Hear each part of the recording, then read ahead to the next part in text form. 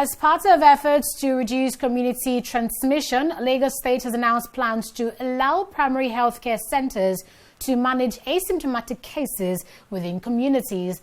The State Health Commissioner, Akin Abayomi, said this during a media briefing at the state capital on Friday.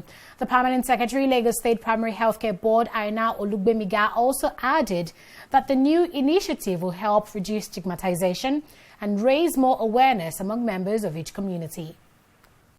We are in the middle of the outbreak. We have not even peaked yet, and therefore we're still on the upstroke. We still expect to see a lot more cases in the next month or two.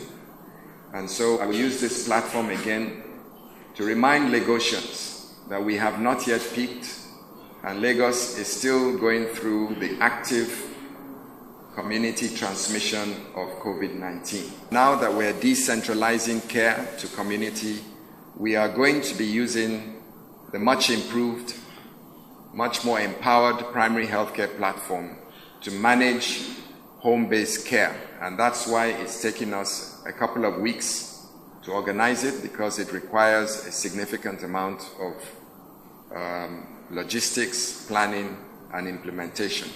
But in the next 2 or 3 weeks, we will be shifting management of COVID, asymptomatic to mild cases, to the community at the grassroots level to be monitored by the primary healthcare platform.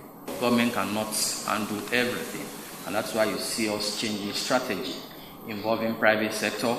But of most importance is that the community at this point must take ownership of that care.